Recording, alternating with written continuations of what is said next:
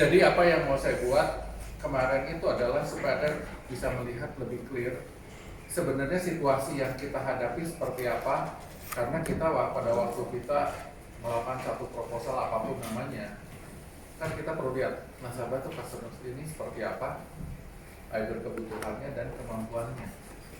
Jadi itu yang saya kemarin pengen gali adalah untuk membuat gambar kemarin lebih clear. Kemarin gambar tuh kan kelihatan gambarnya, cuma gambarnya yang jelas. Titip dulu bentar. Nah, apa yang saya kemarin minta tambahkan Titip dulu adalah supaya gambar yang dibahas kemarin atau gambaran nasabah itu jadi clear. Kayaknya harus dari sini. Kita yakin nasabah itu kalau berpropos sesuatu, dia akan bisa bayar, dia akan bisa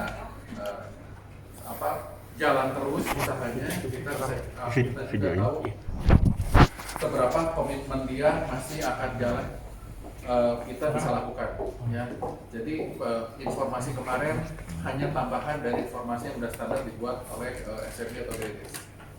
Oke, sebelum saya ngobrol kenapa membutuhkan data itu, saya akan ngobrol sedikit aja mengenai apa yang kita hadapi hari ini. Hari ini kita menghadapi dengan krisis. Kalau Anda tanya yang namanya krisis di sini apa?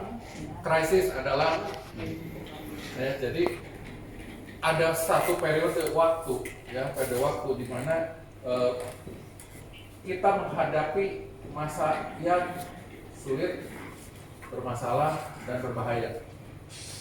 Day to day pun kita menghadapi, tapi kondisi ini adalah intens. Kondisi problem atau kondisi kesulitan kita hadapi ini intens. Ya, jadi setiap hari pun orang merasa, oh saya juga ada kesulitan, yang nasabah juga ada kesulitan, ada. Tapi tidak seintens sekarang, atau mungkin sebentar lagi baru kelihatan. Ya, saya sedikit aja mau cerita, at least selain sekarang, ada dua kejadian besar yang pernah dihadapi oleh Indonesia. Ya. Tahun 97-98 Indonesia menghadapi masalah yang namanya krisis. Yang pada tahun 97, apalagi di awal tahun Indonesia masih percaya diri Indonesia aman dari krisis. Padahal krisis itu udah dari Jepang sudah, ke Korea sudah, sampai Singapura sudah, sampai Thailand terakhir sudah. Indonesia masih percaya diri karena nasabah bilang atau kita bilang, oh kurs Indonesia masih aman, masih 2000-an. Setiap hari naiknya cuma beberapa rupiah saja. Saat itu Indonesia lupa bahwa Indonesia sedang dalam ekonomi yang kursnya manage float, kursnya bergerak yang dijaga oleh pemerintah. Jadi setiap hari cuma naik 2 rupiah, 3 US dollar ya. Jadi 2232, besoknya 2235, ya gitu doang. Dia masih ngerasa pede. Ya. Padahal mereka ini lupa bahwa Indonesia setiap periode tertentu ada namanya devaluasi. Karena ini ditahan terus, padahal harga rupiah udah lebih turun, baru terjadi devaluasi. Turun devaluasi. 97 sampai akhir tahun mulailah pemerintah nggak tahan manage float itu karena butuh cadangan devisa yang besar, akhirnya mulai dilepas. Akhir tahun 97 per 1 US dollar sudah jadi 4.000. Tadinya 2.000 lebih, sudah double ya. Mulailah pasar pecah. Jadi semua orang yang mengaku Indonesia tidak krisis, bohong. Ya.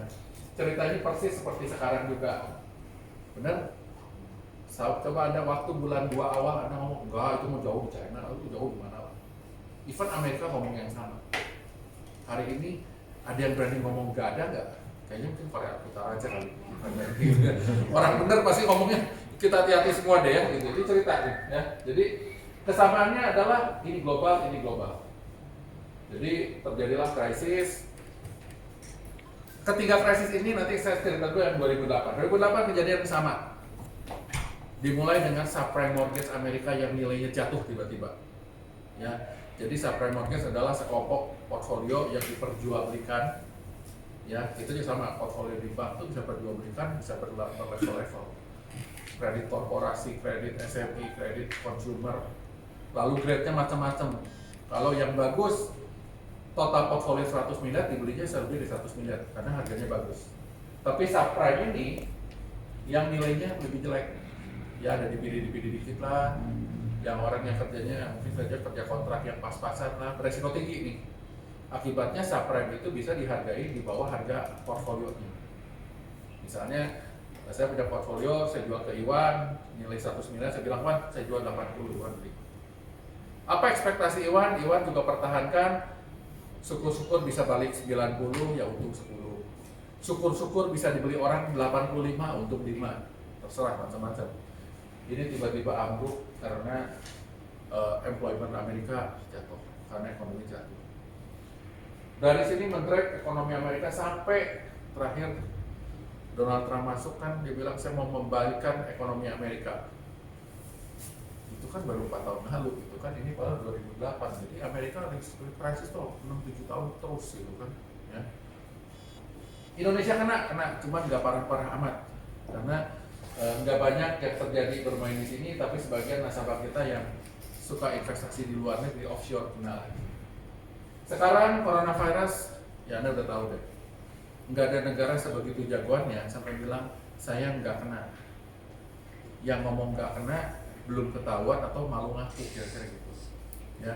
Indonesia terjadi lagi persis seperti ini. Di awal kita ngomong aman, tenang, nggak ada segala macam, nggak ada. Begitu pertama ngaku 2, dari 2 ke sekarang 1000, 2000, 3000, cepet banget kan? Karena pada kenyataannya nggak ada yang bebas kok dari sini. Lalu ketiga kesamaan ini apa? Bisnis melambat pasti. Bahkan coronavirus ini tuh karena orang Indonesia kayaknya tadi ngobrol berita juga aktivitas sangat tinggi gitu ya. Dikasih PSBB masih keluyuran gitu kan, suruh tutup masih buka gitu, macam-macam deh ya. Jadi dampak bisnisnya turun, tapi harusnya lebih cepat dari itu, tapi kayaknya lebih lambat. Sebenarnya melambat aja sih nggak terlalu masalah kalau recovery-nya cepat. Setiap krisis recovery-nya beda-beda. Di Indonesia ini recovery kayak 2-3 tahun. Kenapa? Sampai akhirnya bank-bank besar dijual ke asing saat itu kalau Anda ingat ya. Bank masuk BPPN, akhirnya dijual ke pihak asing. Di sini yang banyak kena di pertambangan. Anda mulai merasa nih, bagaimana yang coal tuh baru naik kencang tiba-tiba turun gitu kan ya. Lalu di sini ini bahaya. Kenapa? Sini aja, Wan.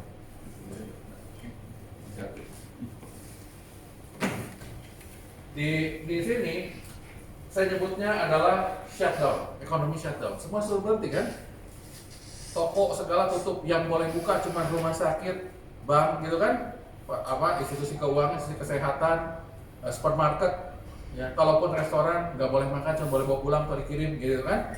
Artinya secara nggak langsung Anda matiin saklar, ceklak mati semua gitu kan? Secara ekonomi mati semua. Ya. Lalu impact ini seberapa serius menurut saya nggak ada yang lebih kurang lebih banyak karena masing-masing ada. Di tahun 97-98 global tapi jalannya pelan-pelan, tapi Indonesia ada politiknya. Ya. Lagi ini impact kita dikit, tapi kalau di sini impact kita sedunia. Contoh, sekarang pada waktu semua ditutup, yang mau buka duluan siapa? Yang mau buka duluan siapa? Lalu kalau misalnya saya biasanya biasa saya traveling kemana segala macam, karena kemarin nggak bisa pergi, saya nggak pergi. Katakanlah corona crisis ini selesai bulan Juli atau Agustus, ya. Apakah bulan September saya langsung traveling lagi? Belum tentu loh. Saya mulai pikir-pikir, ya karena kalau saya traveling saat itu mungkin alat transportasi belum cukup aman, negara atau tempat yang saya kunjungin belum cukup aman juga, tempat akomodasinya nggak cukup, macam-macam pikirannya. Jadi mulai trust level saya masih rendah. Ekonomi yang harusnya mulai jalan terganggu. Yang kedua, oke, kalau gitu anak sekolah harus sekolah benar. Dengan situasi sekarang, kalau ada yang punya anak ya atau yang lagi sekolah dan sekarang melihat aduh sekolah nih nanti aman nggak ya, ada resiko nggak, anak saya masih kecil nih kalau masuk sekolah nanti beresiko tertular nggak. Nah resiko itu muncul padahal praktek selesai sekolah buka kan. Akibatnya apa? Mungkin sekolah tidak perlu lagi 100% atau sepanjang minggu orang sekolah di kelas, karena sekarang sudah dicobain sekolah di rumah bisa. Impactnya apa? Industri pendidikan tiba-tiba naik? Ternyata enggak. Kebutuhan seragam enggak sebanyak dulu. Kebutuhan buku karena enggak di sekolah mungkin enggak perlu buku, pakai data yang e-book misalnya atau pakai file yang di-share. penerbit buku, percetakan, semua mundur. Ya, ini contoh sesuatu bisnis yang menurut saya kita perlu anticipate. Begitu ada problem tidak akan recover sekaligus. Ya. Tapi tentunya ada yang duluan, ada yang belakangan. Ya. Lalu satu lagi yang nanti saya mau share setelah di belakang chart ini adalah pada waktu krisis terjadi pengangguran naik. Pengangguran naik, ya sekarang udah merasa banyak perusahaan tutup. Belum tentu sekarang tutup nanti buka lagi. Belum tentu sekarang tutup pabrik dengan 3.000 karyawan atau 2.000 karyawan, buka lagi dengan 2.000, syukur-syukur, tapi belum tentu. Jangan-jangan bukanya 1.000. Ya. Nah, next dari cerita ini saya pengen sedikit highlight nextnya apa, kan itu yang butuhkan. Kalau kita menemukan partner bisnis kita, customer atau siapapun kita kena ini, kita kan sedang melihat ke depan. Kira-kira bidang usaha dia recover atau enggak? Kalau recover, begini enggak recovernya seperti kemarin enggak? Atau berubah? Atau satu lagi adalah timingnya. Recover sih, kalau coronavirus recover, dia mah 3 bulan recover. Yakin 3 bulan? Belum tentu juga. Oh ada yang setahun, mungkin ada yang lebih dari setahun, saya nggak tahu, tidak bisa. Di belakang